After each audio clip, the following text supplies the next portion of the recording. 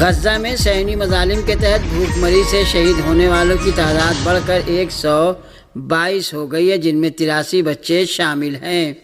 غزہ میں قحط و بھوک مری کے باوجود وحشیانہ صہیونی جارحیت کا سلسلہ جاری ہے اور غزہ کے مغرب میں ایک رہائشی عمارت پر صہیونی بمباری میں 4 فلسطینی شہید اور دسیوں دیگر زخمی ہوئے ہیں۔ صہیونی فوج نے خان یونس میں بھی رہائشی عمارتوں کو نشانہ بنایا ہے۔ صہیونی فوجیوں نے غزہ میں خوراک کی امداد کے منتظر فلسطینیوں پر فائرنگ بھی کی۔ یہ ایسی حالت میں ہے کہ صہیونی ذرائع نے اعتراف کیا ہے کہ غذائی اشیاء اور خوراک کی حامل کئی امدادی کھیپوں کو نابود کر دیا گیا ہے، جبکہ غزہ میں صہیونی مظالم کے تحت بھوک مری سے شہید ہونے والوں کی تعداد بڑھ کر 122 ہو گئی ہے، جن میں 83 بچے شامل ہیں۔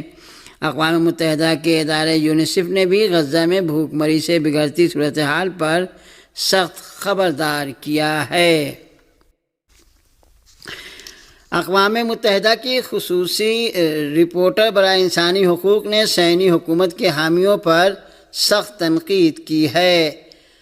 اقوام متحدہ کی انسانی حقوق کی خصوصی رپورٹر فرانچسکا البانیز نے بھوک سے فلسطینی بچوں کی موت کی طرف اشارہ کرتے ہوئے صہیونی حکومت کے حامیوں سے سوال کیا ہے کہ رات میں سکون سے کیسے سو لیتے ہیں۔ اقوام متحدہ کی خصوصی رپورٹر برائے انسانی حقوق فرانچسکا البانیز نے غزہ میں فاقہ کشی و بھوک مری کے المیے پر گہرے دکھ کا اظہار کیا ہے۔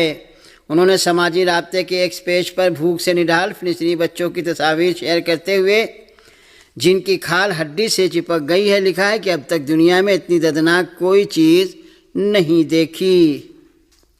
ایران کے جنوب مشرقی شہر زیدان میں ہفتے کی صبح عدلیہ کے صوبائی ہیڈ کوارٹر پر دہشت گردوں نے حملہ کر دیا، جس کے نتیجے میں کم سے کم 6 افراد کے شہید ہونے کی اطلاعات ہیں۔ ایرانی عدلیہ کے اطلاعاتی مرکز کے مطابق نامعلوم مسلح افراد نے صوبہ سیستان و بلوچستان کی عدلیہ پر فائرنگ کی، جس کے بعد فوراً ریسکیو ٹیمیں جائے وقوع پر پہنچ گئیں۔ اطلاعات کے مطابق حملے کے دوران شدید فائرنگ کا تبادلہ ہوا اور جس میں 6 افراد کے شہید اور 22 کے زخمی ہونے کی خبر ہے۔ سیکورٹی اہلکاروں کی فائرنگ میں 3 دہشت گرد ہلاک ہو گئے ہیں۔ اس دہشت گردانہ کارروائی کی ذمہ داری کالعدم دہشت گرد تنظیم جیش العدل نے قبول کی ہے، جو ماضی میں بھی ایران کے جنوب مشرقی علاقوں میں متعدد حملوں میں ملوث رہی ہے۔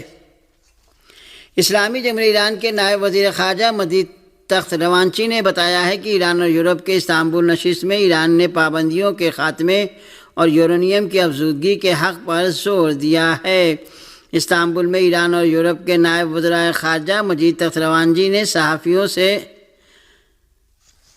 گفتگو میں بتایا ہے کہ استنبول نشست ایران اور یورپ کے گزشتہ نشستوں کے ہی ایک کڑی ہے۔ انہوں نے کہا کہ ایران اور یورپ کے درمیان ہر کچھ دن بعد یہ نشست ہوتی تھی، لیکن اس درمیان صہیونی حکومت اور امریکہ نے ہمارے ملک پر جارحیت کر دی۔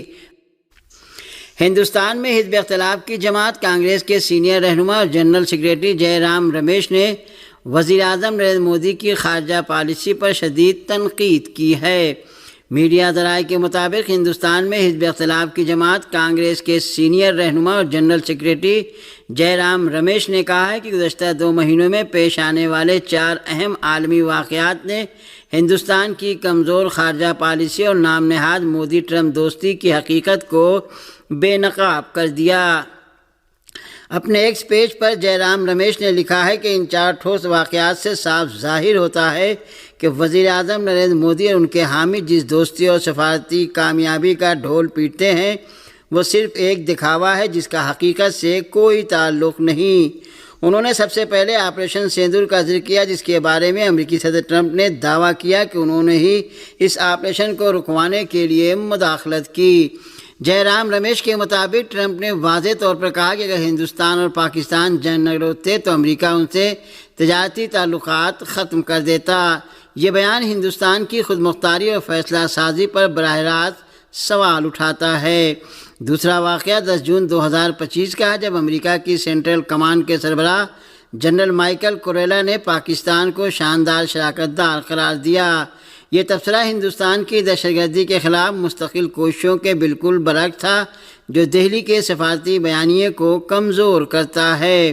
دوسری جانب بی جے پی نے کہا کہ کانگریس پارٹی کو موجودہ حکومت کی کامیابی ہی نظر نہیں آتی۔ اسلامی جمہوریہ ایران کے وزیر خارجہ عباس عراقچی نے سرزمین فلسطین کو صفحہ ہستی سے مٹا دینے کے منحوس صہیونی عزائم کی جانب سے خبردار کرتے ہوئے غزہ میں صہیونیوں کے جرائم بند کرانے اور مظلوم فلسطینی عوام تک فوری امداد رسانی کی ضرورت پر زور دیا ہے۔ اسلامی جمہوریہ ایران کے وزیر خارجہ عباس عراقچی نے پاکستان کے نائب وزیر اعظم اور وزیر خارجہ سینیٹر اسحاق ڈار کے ساتھ ٹیلی فون پر غزہ کی صورتحال کے بارے میں تبادلہ خیال کیا۔ انہوں نے غزہ کے محاصرے اور وحشیانہ صہیونی حملوں کے نتیجے میں غزہ میں عوام میں فاقہ کشی پھیلنے اور انسانی المیہ کی شدید تر ہونے کی بابت گہری تشویش کا اظہار کیا۔ وزیر خارجہ عباس عراقچی نے کہا کہ سبھی علاقائی اور بین الاقوامی تنظیموں بالخصوص اسلامی تعاون تنظیم OIC کے پلیٹ فارم سے کام لے کر فوری طور پر غزہ میں امداد پہنچانے اور صہیونی حکومت کے جرائم بند کرانے کی ضرورت ہے۔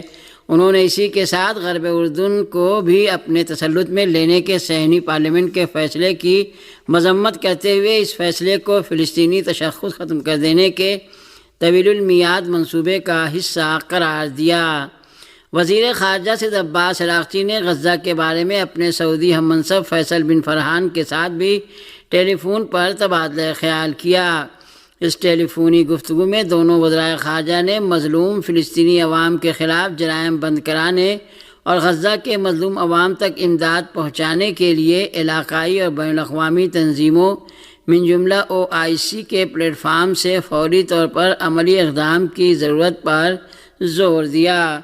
ایران کے وزیر خارجہ سید عباس عراقچی نے اس ٹیلی فونی گفتگو میں کہا کہ موجودہ حالات میں اسلامی تعاون کی تنظیم OIC سمیت سبھی بین الاقوامی اداروں کو غزہ کا محاصرہ توڑ کر فوری طور پر مظلوم فلسطینی عوام تک امداد پہنچانے کی ضرورت ہے۔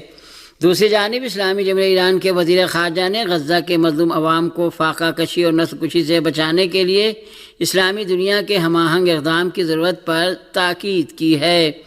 وزیر خارجہ عباس عراقچی نے علاقائی ملکوں کے وزرائے خارجہ کے ساتھ ٹیلی فون پر غزہ کے بارے میں تبادلہ خیال کیا اور اسلامی دنیا کے بلا تاخیر ہم آہنگ اقدام کی ضرورت پر زور دیا۔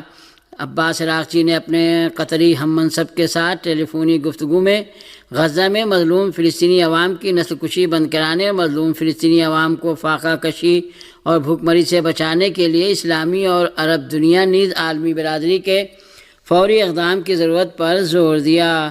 انہوں نے اسی کے ساتھ اسلامی تعاون تنظیم OIC کے ہنگامی اجلاس کی ضرورت پر زور دیا اور کہا کہ عالمی برادری کو غاصب صہیونیوں کو ان کے جرائم پر کوئی سزا نہ دینے کا سلسلہ بند کرنا چاہیے۔